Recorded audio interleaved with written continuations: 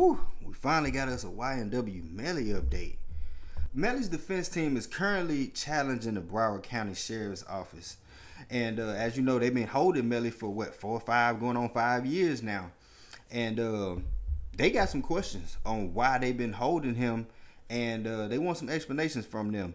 So a judge has ordered the Broward County Sheriff's Office to explain why Y&W Melly shouldn't be released from jail.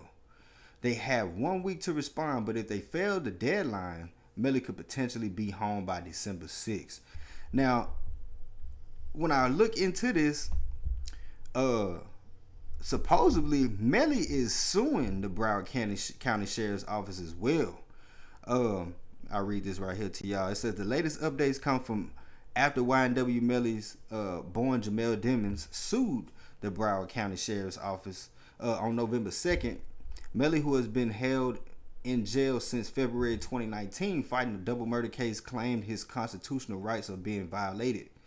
The suit claims Melly has not been able to make phone calls for the past 3 years and has been subjected to debilitating isolation. So when they say debilitating isolation, as if you've been, by yourself, you hadn't had anybody to talk to, your mental may start deteriorating because you just talking to self all this time. That can really weigh on you, your mental health. So that's what they mean by deliberating isolation. It says Melly attorney Michael A. Peasy or Pizy, not sure how that's pronounced, released the following statement to Double XL about the suit. We're asking a federal judge to order the immediate release of Jamel Demons, aka Melly, because the Broward County jail system has been violating his constitutional rights. The refusal to let Melly see his family and interference of legal representation violates the Constitution and cannot be allowed to stand and will not be allowed to stand. Now, we know the games that these people play. Now, they said they got to December 6th to give an explanation and a reason why. Now, these folks, they'll sit and wait till the final hours, of December 6th and come out with a reason of why they holding him and not giving him these different type of privileges. And I don't really see them winning and standing on none of this shit, because why you not letting this man call home? Why he can't get no jail visits, but y'all holding him? That just ain't cool. So it's also saying the Broward County Sheriff's Office does not generally comment on pending litigation. The statement reads, however, the jail does not utilize solitary confinement. So they're saying he's not in solitary confinement or whatever, which we know he is. He's a rapper. Rather, Mr. Demons has been placed on administrative segregation. So, I'm administrative segregation, so I'm pretty sure you're monitored by somebody and you're segregated from population, which is solitary. Well, it ain't solitary confinement, but it's confinement. You by yourself. It says, which is a classification resulting in an alternate living assignment for an inmate whose placement in the general population poses a serious threat to the safety of staff, inmates, or life and property. Okay, yeah, we get that. You know what I'm saying? That's understandable. But, it still got to be an explanation on why y'all holding this dude. Now, let me mind y'all, the Broward County Sheriff's Office is partially the reason why this whole case has been kind of botched from the get-go. If y'all remember when, I believe when, what's the other boy named? Bortland, when he took these bodies to the not the police station, but the hospital, they didn't swab his clothes and nothing immediately. If I'm not mistaken, they would let him go back home and come back with new clothes on. So that's a big no right there. Also, it's been, I believe, a number of other evidence that just was needed and should have been gotten and swept through with a fine comb and tooth, like it usually is with a situation like this go down. It was a lot of it that was just it wasn't. It was too much that was missing and stuff that should have been done that just left a lot of loopholes in this case.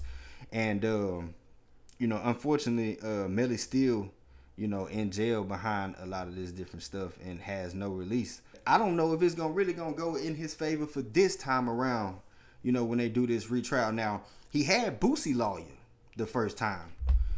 He usually has Bradford Cohen. Let me pull Bradford Cohen up right quick for y'all. Okay, yeah, YNW Melly's former lawyer on why he turned down the offer to join the defense team, and I think he got offered to join the defense team for a second time, and he didn't. And he kind of explained his reasons why he didn't and what's going on. Bond when he got locked up for this back in 2018. So Bradford, I feel like that's a question for you. Why didn't he get to be on house arrest?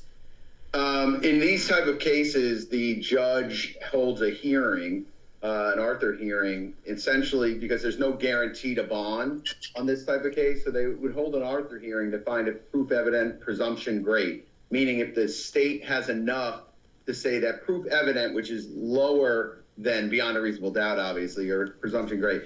So he would hold that Arthur hearing. That Arthur hearing, he would make a finding of that. Even if he found that proof evident and presumption great was there, the judge could then use his discretion whether or not to give that individual bond, depending on the prior record, depending on what the accusations are in the case.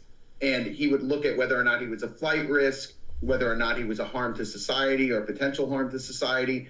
And he would look at all those things and then weigh those things against whether or not they should hold him in custody. In this case, the judge felt that he should hold him in custody instead of giving him a bond or house arrest. In Cortland. So I'm guessing they didn't give him no bond hearing and nothing like that. Like you say, the judge just, considered that he was gonna hold him because of these reasons, and I guess they just skipped over the bond hearing. Case, Cortland Henry, who's the co-defendant, because he wasn't being accused of being the actual shooter, he was given a bond with house arrest, and I think he's been on house arrest since the incident occurred. Okay, so that explains the reason why he got house arrest and Melly didn't. Oh, that's really interesting. Let's get to our next question. Jemiah Mendez from Facebook. Michael Bryant, at what point will we get evidence that means something? In other words, smoking gun evidence. I'm thinking this is a circumstantial case. We don't often have smoking guns. We don't have any gun in this case. Right, exactly. They still ain't found no gun.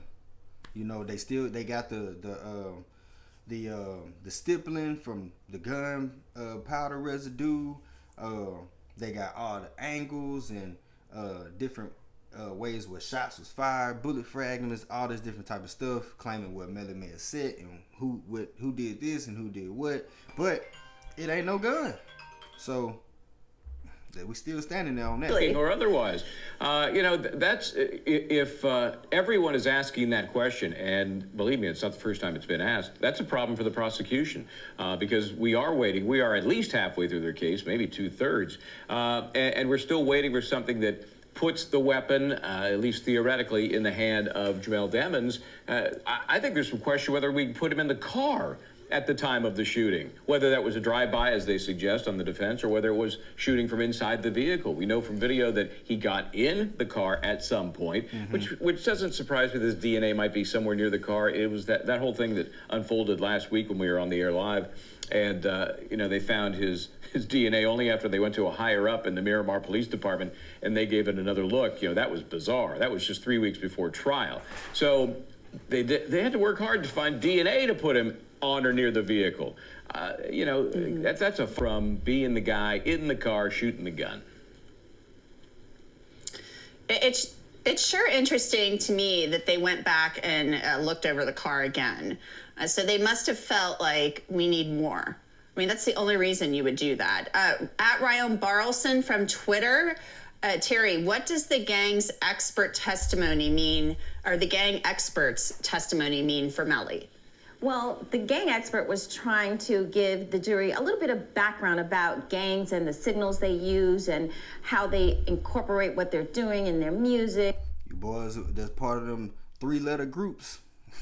Better be careful. They got whole experts out here. They know your gang signs, they know your lingo, they know all that different shit. Ain't no hiding. Too much talking going on. And what they do on the street. And then during the direct examination, the prosecutor was trying to tie in what Melly was doing, and the gang expert was trying to basically say that some of the signals that Melly used was related to the gang. He's trying to say he's part of the Bloods, the fact that they changed the name out for C's and B's. But I don't think that expert really put Melly in the gang. The prosecution... Yes, the hell he did. They did by text messages, and they did by way of gang signs and affiliation, all the way to the T. Now, if they they come through and say, "Hey, he is a part of this," it is what it is. Nigga, you with all of these different people. You holding up their signs. You repping. Stand on it. Wants to make sure that this is gang related because that is one of the aggravating factors for that death penalty. So that's why that expert was on the stand.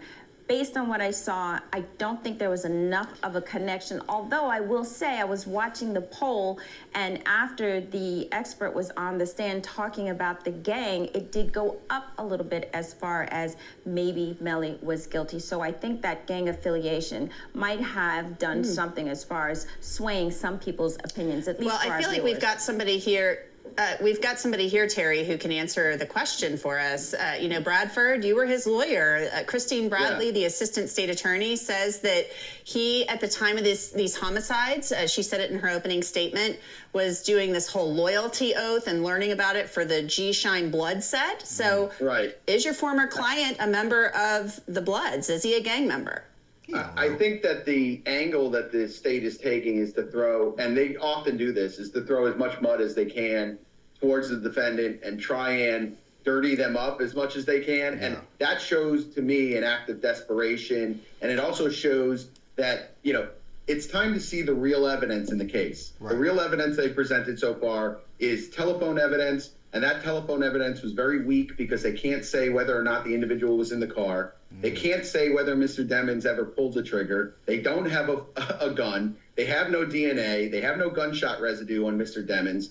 So the holes in this case, to me, and especially when I first got the case, I thought the holes were insurmountable for the state. Now, a case is like, I always compare a case to 12 rounds of a boxing match.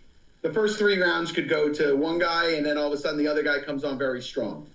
In this case, who's ahead on the card is definitely the defense, because they still haven't addressed the biggest holes in the case. They keep dancing around that bush. They keep dancing around those facts about actually putting him in the car at the time of the shooting. Yeah. But sooner or later, they're going to have to address that. They can put people on the stand. And in this case, the gang expert, who I'm familiar with because I've handled a lot of cases concerning gangs, and I'm familiar with them.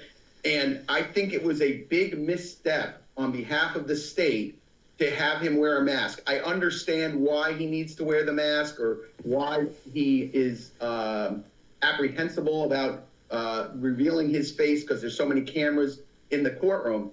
But I think the jury does not like that. Juries like transparency. Juries like the putting forward the idea of justice, right? So when a guy takes the stand and has a mask on that kind of looks like a robbery mask, has this mask on, it doesn't make a jury feel good. And that that dude did get his ass up there with that fucking mask on. The gang expert. If you go back and look into the trial, this fool got up on the stand, and him being a gang expert by the state or the county or wherever who's appointed him to be a gang expert.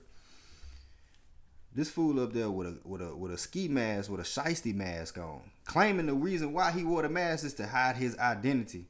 I mean, it's not like you're an undercover out here, nigga. You a gang expert. Well, you kind of would want to have his face covered, because I'm pretty sure he may be interacting with some of these gangs to get the information he can get some way, somehow. Not really sure how they tactics on doing that, but I can understand that now, the reason why he may have did that. But still, like you say, the jury don't like that, and I'm with him on what he was saying about as far as the evidence. They just throwing fucking mud at and throwing shit at the wall at whatever that'll stick at this point, because him being in a gang is really kind of irrelevant to, well, it's not irrelevant. It could correspond. I would say that it's kind of irrelevant because you talking about this gang shit just like he's saying, and it's really not showing too much of the gang shit or his affiliation with the gang to be tied to the murder. It do, but it don't. You can say that Bortland is a part of it, or they can say that Melly is he did whatever he did in honor of the gang to maybe a level up or whatever, you know. So I'm with him on that, you know. Let's get to the real facts and the evidence. That's why you saw those questions from the jury. Hey, can he take off his mask? I feel a certain way. Those are all going to be appellate issues, by the way, if he loses. Right. I can't see why they would have done that. I wouldn't have done that. I would have set up a screen, or I would have done something else to where he could address the jury, but still be blocked from the pews. From the pew. Okay. Well, he said he has a bounty on his head, Danny Polo, Yeah. and he has testified in other cases. I get it. He said he got a bounty on his head.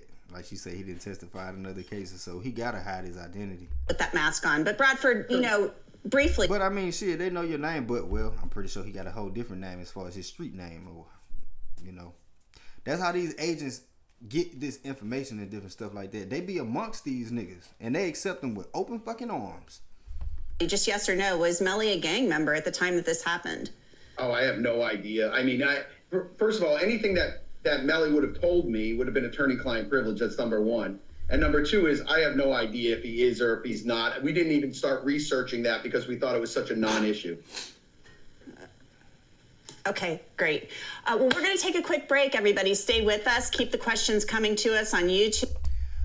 We'll see what happens on December 6th. We already know how these people play. Like I said, you know, I look at this case with two sides. You know, I look at it with Melly trying to prove his innocence, and I look at it on the other side. You know, these people got mothers and fathers that have lost their son or sons.